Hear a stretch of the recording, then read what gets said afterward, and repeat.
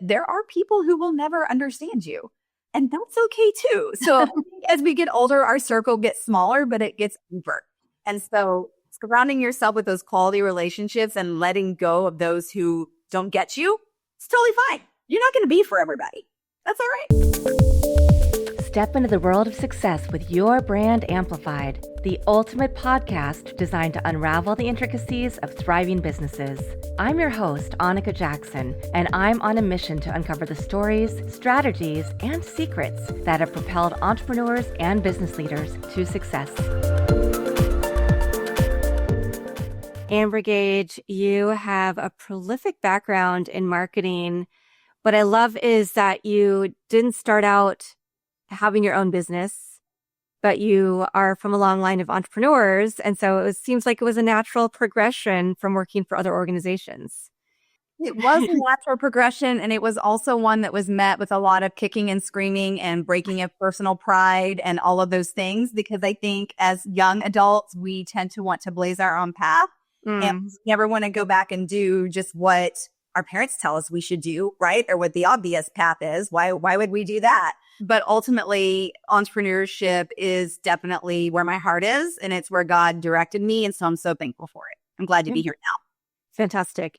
Well, I'd love to hear a little bit about your journey, because what I found interesting in reading over your website and materials and LinkedIn profile is that it seems like you've really been centered in service-based businesses. Mm-hmm. Yep. My father is a plumber, and I grew up in an entrepreneurial household, as you know, Anika. And so my first job in marketing after college was actually doing direct mail marketing for a car dealership, for national car dealerships. That's where I had to learn a lot. But then when I came home and went back to work for the family businesses, I had to learn to make the phone ring. So the phone didn't ring and the plumbers didn't have calls. If the plumbers didn't have calls, and my parents seemed to be pretty uncomfortable and I've been grumpy to deal with. And no one likes that. And so I literally learned from the school of hard knocks through running our 24-hour call center, writing scripts, negotiating with vendors, keeping track of the return on investment dollars through my old school Excel spreadsheet, what worked for service companies. And it was definitely a journey. It was definitely something that I ultimately learned that I could put my own spin on. And from there, the passion just continued to grow. And that ultimately worked into having my own marketing agency in 2013 and selling it in 2018. Amazing. Congratulations on that. That's not an easy feat. Yeah. Yeah. And then after you sold that company, what transitioned you into the next focal point? Yeah. So a condition of sale of selling that company, it was a national magazine that was a lead generator for home service companies across the United States. So we had over 5 million guidebooks in circulation at one point in time. And they hired me to be the president nationally over the brand. So I worked in private equity underneath the umbrella companies for about 3.5 years and traveled across the United States and supported home service companies from pool cleaners to fence builders to plumbers, HVAC, electricians, pool covers, pest control. And we would put software as a service in place for them. We would also put them in these direct mail guidebooks. And then we would liaison with our sister brands to help them to create these strategies. And what I found was that there's a huge disconnect between the national perspective of marketing to the local perspective of marketing. And there had to be a middle ground. There had to be a win-win. There had to be a partnership. So ultimately, after leaving private equity and serving as a chief information officer and a chief marketing officer, I developed the 4 C's of effective marketing. And in that book, I talk about the importance of having a strategy, having a plan, having clear branding. And when those things come together and you have a synergistic relationship across those 4 C's, then you're actually able to move your marketing forward. Yeah. So when did you decide to write a book and put your knowledge into this guide? So the book was a labor of love, and I really wanted to create a back pocket guidebook for entrepreneurs who did not have time to do their own marketing and did not want to have to go take a course on marketing. Although Bunny now has its own course. So, there's that too. So it was 2 years ago. It took about a year to write the book, took about a year to edit the book. And then we decided that we would turn it into a digital course to empower business operators to put the 4 C's of marketing into play so that they could grow their business with less wasted dollars, less wasted time, and less stress. Yeah. Fantastic. And now you act as a fractional CMO as part of your day-to-day. for Far Beyond Marketing. So tell us about that. Are you still working with service-based businesses? Have you expanded into other businesses? We have. We are so blessed. Far Beyond Marketing is comprised of amazing, talented people now.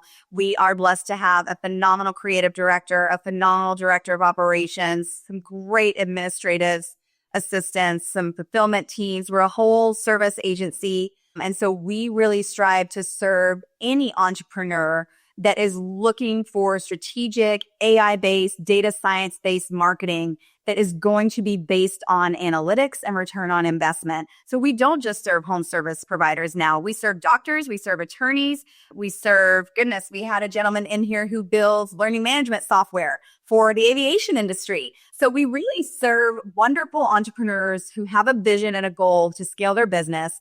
And a lot of times they come to us because they're ready to take the next step and they're ready to sell their business. But as you know, if you're going to sell your business to private equity, your business cannot be dependent upon you. It's got to be dependent upon systems. So we help them put marketing systems in place so that they can scale and then sell. Fantastic. Well, and going back to your roots, service-based businesses are something that AI is not going to replace, at least anytime in the near future. So, and having that strong foundation of really understanding how very specific types of businesses need to promote, need to market themselves to consumers on that hyper-local as well as that national scale, I think equips you probably better to then work with any kind of organization at whatever life cycle stage they're at. You're right, Anika. It really is a situation where through the 4 Season marketing, through the brilliance of Donald Miller and story branding, we're very fortunate that myself and our creative director, our story brand coaches now, we are able to serve any industry by putting the cohesive 4 Season marketing in place step by step. And in general, when we do that, we typically see a 10x return across all of their marketing. So it is not industry specific. It's pretty industry agnostic. And talk about the AI tools that you use that you found most helpful when you're creating marketing strategies, plans, systems, and processes.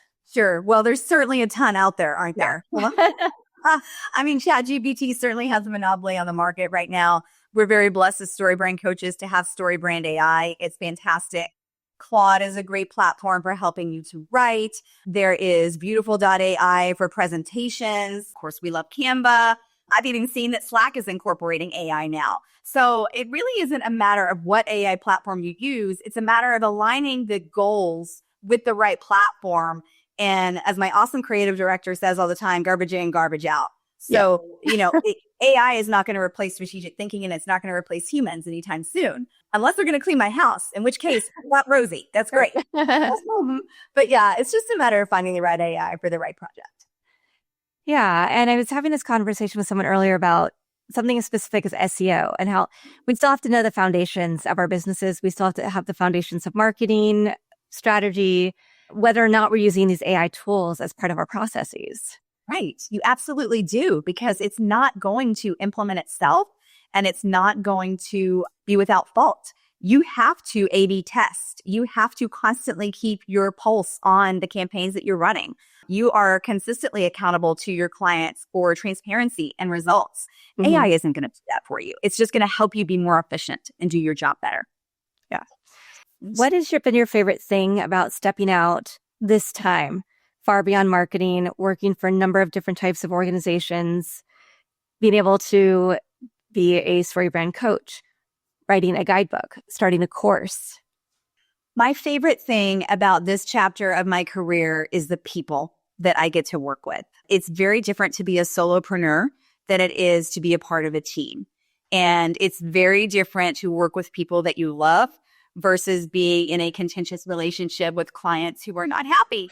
So when we rebranded as Far Beyond Marketing, we rebranded based on the scripture of Ephesians 3:20 that we wanted to be, that we trusted God to do exceedingly abundantly far beyond what we could ask, hope, or imagine. And that's our goal for our clients as a team. We want to be more than an advertising agency. We want to be partners with them in the long term. We want to help them scale operationally. We want to be fully transparent. And even though we don't do long-term contracts, it's all month to month, Oh, We want to have partners for the long term, and frequently we do. We have a very high retention rate. So the fact that I get to work with people who are smarter than me, better than me, challenge me, and the fact that we get to work with entrepreneurs who are passionate and the backbone of the American economy fills you with joy every single day. mm. Yeah, I love that take on things because we know that small businesses truly are the backbone, but a lot of times people come up with enterprise solutions or they want to work with only large firms. They don't want to pay attention to the real growth opportunities that small businesses and entrepreneurs can have if they partner with the right organizations such as your own. Right. And, we're very blessed, Anika. We have partnered and counseled with franchisors. We are in the process of working with launching some new franchisees into the market. So our processes really are scalable for a variety of different size companies, but our heartbeat are for those owner operators who are ready to go to the next level. Yeah. Is there one or two, specific issue areas that you see clients have when they come in to work with you? Oh my goodness. Yes. I think what frustrates my team and I the most is watching people who have been hurt by the lack of ethics that does exist in our industry. We unfortunately had a roofer who paid over $30,000 for a website that was very poorly done. And when he terminated the agreement, they would not give him access to it. So virtually everyone that we work with has been burned by ineffective marketing or unethical practices. So that's certainly an area that is near and dear to our heart, to do everything we can to the utmost moral standards.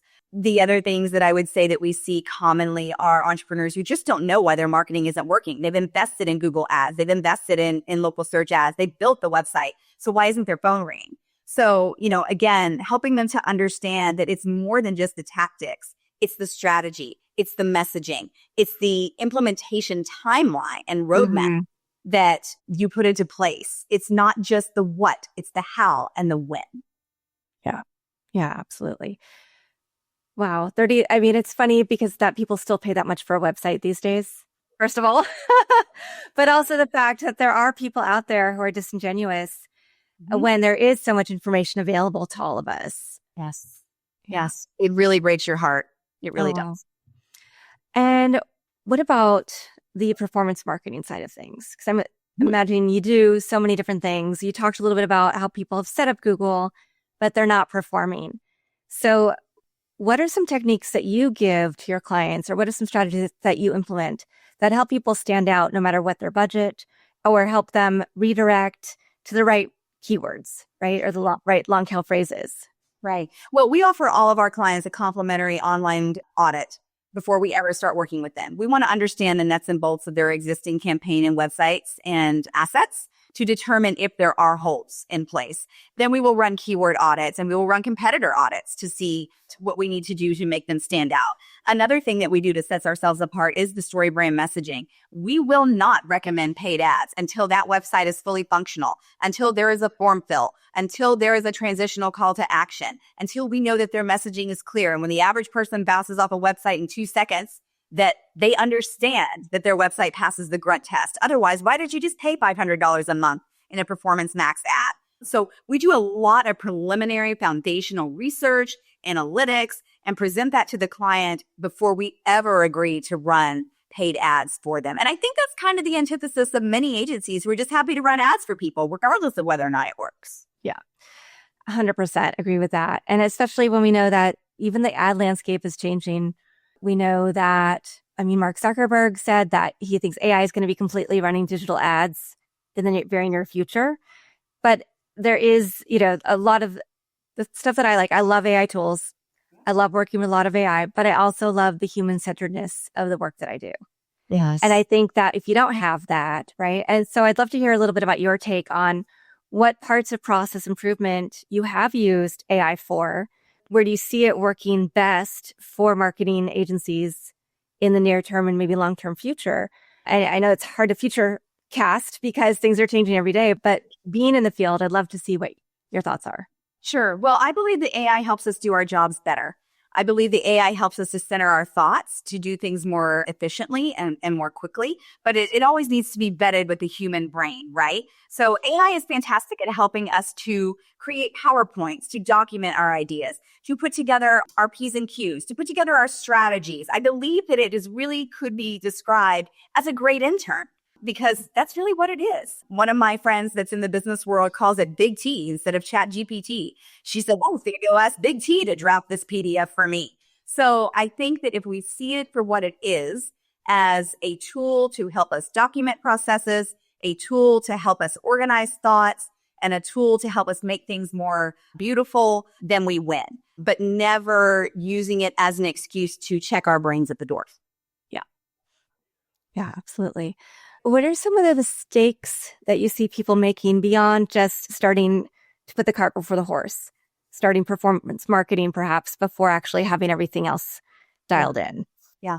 They don't have their messaging dialed in. Their website is not created correctly or is not functioning well. They don't have a way to capture new leads. Perhaps operationally, they have not grasped the conversion efforts that are necessary to actually convert on an inbound lead from a phone call or a form fill. So operationally, there's some things that need to be done. They don't have a downloadable PDF to capture the contact information or a quiz for those people who they just paid money to attract to their website. So those are a few things that we see all the time that we go, these are holes that you should really consider before you start investing in the top of your sales funnel. And have you ever had to turn away a client because they just were not going to implement the things? They weren't working with you as a client? Yeah. Okay. We're not for everybody. And in fact, it happened just fairly recently where we said, you know what, we love you as a person, but we require more consistent communication in order to get the results that you want. And when clients are not going to show up to their monthly meetings, they're not going to liaison with their program managers, and they're not going to give us the creative direction that we need, it's not magic fairy dust. Yeah, that's such a good point. And I think there are probably things that clients need to be looking for as well to make sure they're working with an agency that is a right fit and that they are set up appropriately. So what would you say some of the things are on that list that clients should come to an agency with? Well, of course, I'm going to be self-serving and say, read my book, because it's going to lay the foundation for what you need before you hire an agency. I think you need to have your goals in mind operationally in terms of lead generation. You need to have your messaging intact. You need to understand your budget, and you need to understand what you hope to get out of your marketing. Is it a client acquisition strategy? Is it a brand expansion strategy? Is it a diversification strategy where all of your marketing has been done in one bucket, but now you want to explore some other ideas? So beginning with the end in mind, and letting your agency partner really come along beside you to help you answer these questions. These are hugely important. And then readdressing your goals every single month. Don't be afraid to readdress your goals. It's totally fine. Pivot. Nothing in life is the same. I also feel like you and I think everybody, I teach digital media management at USC, and a lot of the conversations we have are about authentic, transparent, value-driven marketing and how important that is, I think, not just for the younger generations, even though that's where we mostly talk about it, but for all generations. Yes. So, and we still see those sometimes. I mean, I'm just thinking about some recent advertisements that are causing controversy with some major actresses for apparel brands. And you have to think about, where do these disconnects come from? And how do we make sure that we are working with purpose-driven, value-driven organizations? Because obviously that's going to be an easier pitch for you, right? It's going to be easier to create content for them. Yeah, for sure. I think it's understanding where your sweet spot is. Who do you serve really, really well? And for us, it's not so much of an industry question as it is a psychographic and a demographic, right? And I think it's also understanding that you are clear before you embark on a contract, what those results are going to be, and aligning with the client on that and being very honest with the client. If you cannot achieve those goals or if you're not the right fit for them, don't be afraid to turn a client away. Studies show again and again that the more niche you are, the more you can charge and the more of an expert you are. So we can't be everything to everybody. That's okay. Yeah, that's fantastic. So when you think about demographics and psychographics, Is that towards specific niches of clients or the clients that they're trying to attract?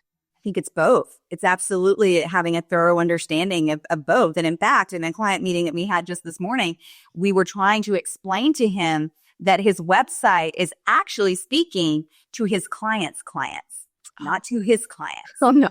And, he was talking about all these wonderful things that his product does on behalf of his clients. And we said, that's great. But in your sales funnel, you are skipping the person that's writing you the check. You got to solve the problems and speak to the person who wants to hire your services.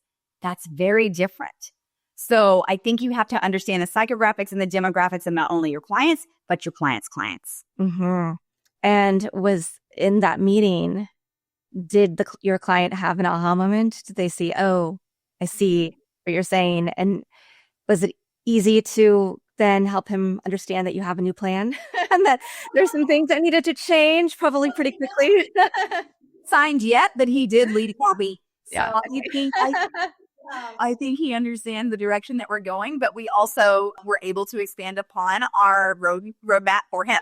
And so while we have phase 1 underway, we were able to show him the next 3 phases and where we want to go and qualify for him in the moment why we want to go in that direction. So ultimately, I think that just builds trust with the client. Yeah, absolutely.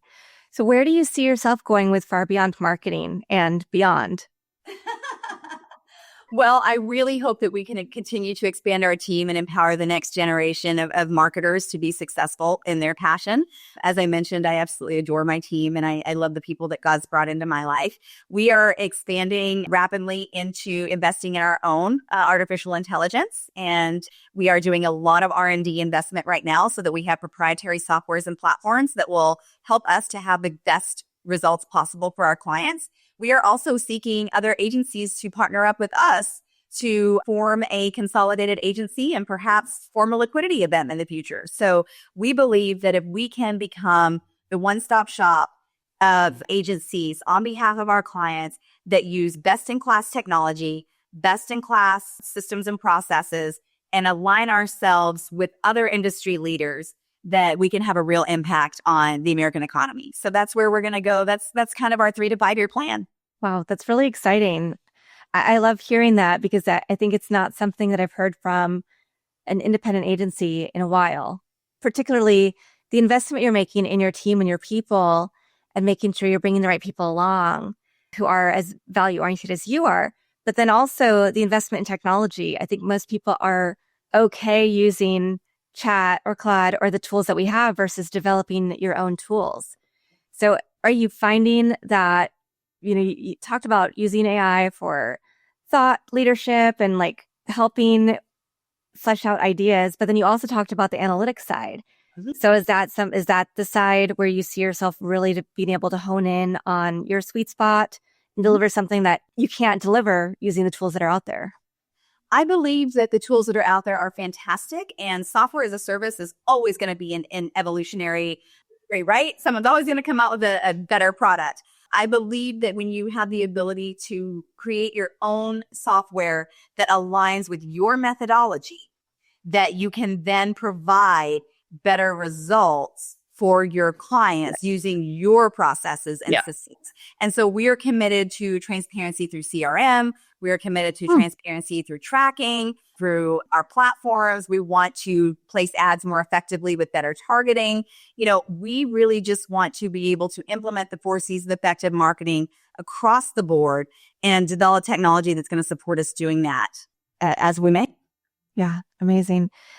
How do you balance this, right? You have this thriving agency, all this work that you're doing. I'm sure that as all of us, sometimes we have to work a little more than we want to, and we don't necessarily have as much time to take off or to spend with our families and our loved ones. So I'd love to hear, what are some of your strategies for navigating this world where we are online so much of the time, plus having meetings with clients in person and still trying to carve out time to just be ourselves? Yeah. Well, I think the beauty of entrepreneurship is that it does become a representation of yourself, at least to a certain extent, right? The business has to run without you. And that was something really important to me, was that I built a business based on systems that did not depend on me.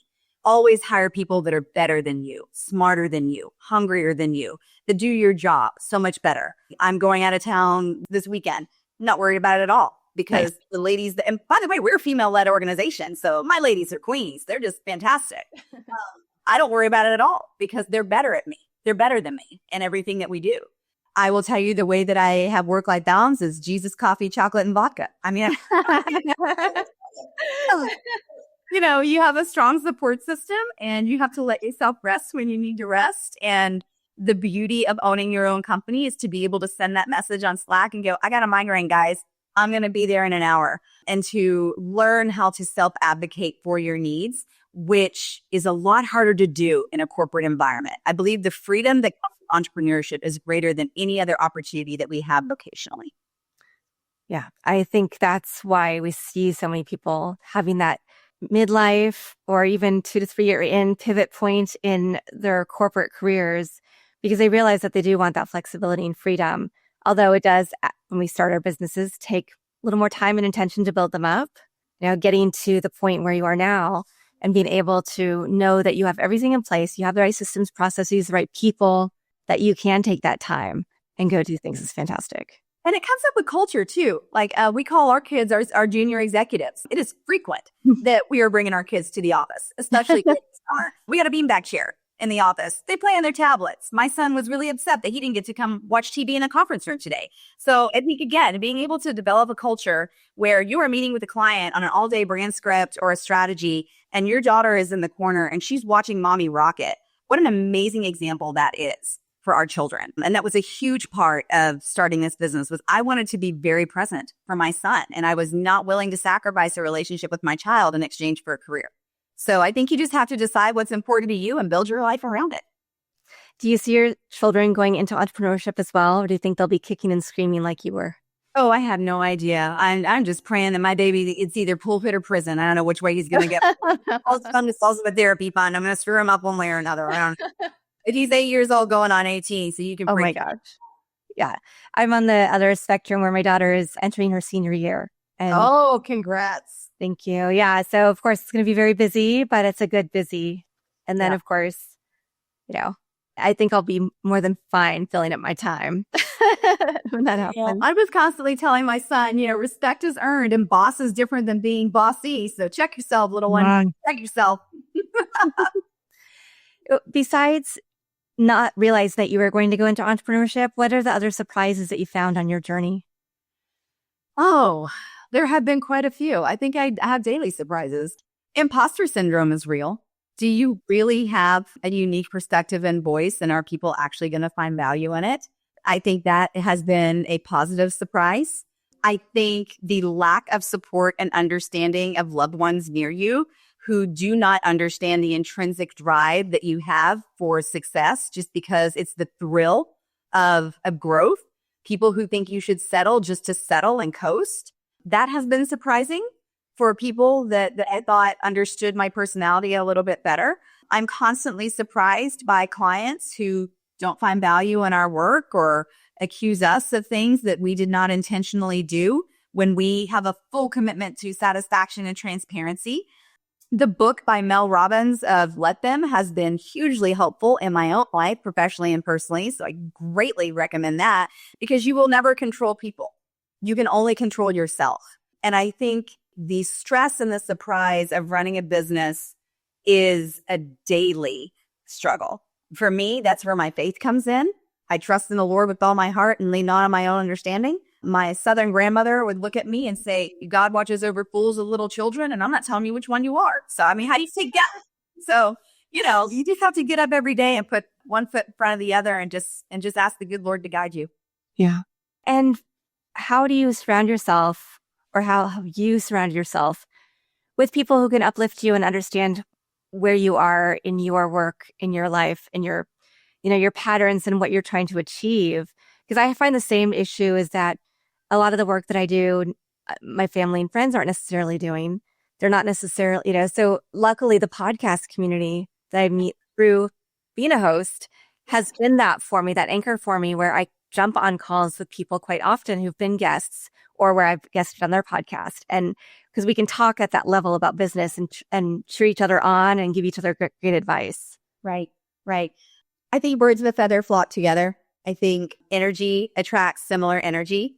And I'm very blessed to serve on some professional committees with Dynamite Women through the Chamber of Commerce. I'm very blessed to be a part of the StoryBrain community of entrepreneurial people. I'm very blessed with a very supportive boyfriend who is independent also, and he understands my drive and ambition. So I think when you step into your authentic self and you are brave enough to embrace who God created you to be, that you attract people who appreciate that. But I also know from personal experience of going through the journey of having to learn who I am and embrace my faults and fall on my face, that there are people who will never understand you. And that's okay too. So as we get older, our circle gets smaller, but it gets deeper. And so surrounding yourself with those quality relationships and letting go of those who don't get you, it's totally fine. You're not going to be for everybody. That's all right. Yeah. Amazing. We're going to link your website, your book, your LinkedIn in the show notes.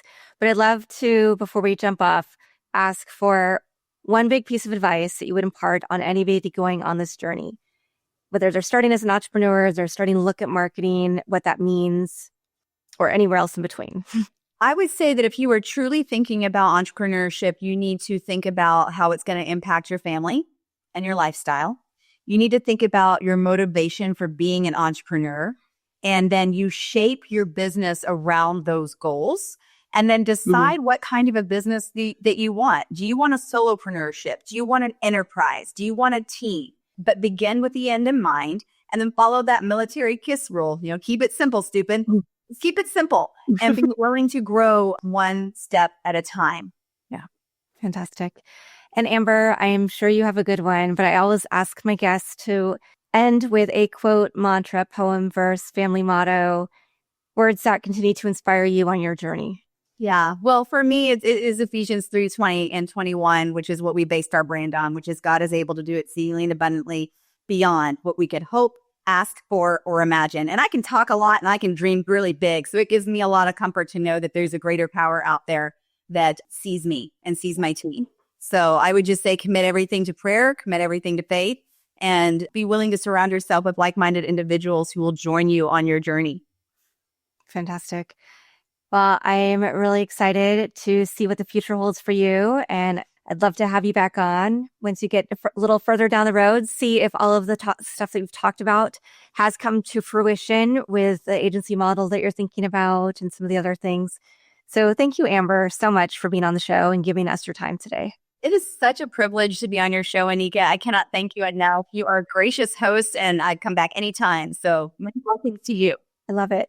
Thank you to everybody who's watching this episode or listening to it. I definitely recommend downloading and going to Far Beyond Marketing Guidebook so that you can learn more about things that you need to think through when you're looking at your own marketing. We can always brush up. We can always learn a little more. And we also need to know what questions to ask. And Amber is certainly your guide for that. Thanks for listening or watching to this episode of Your Brand Amplified. Don't forget to leave us a rating or review on your favorite podcast listening platform. And if you want to learn more, check us out at yourbrandamplified.com.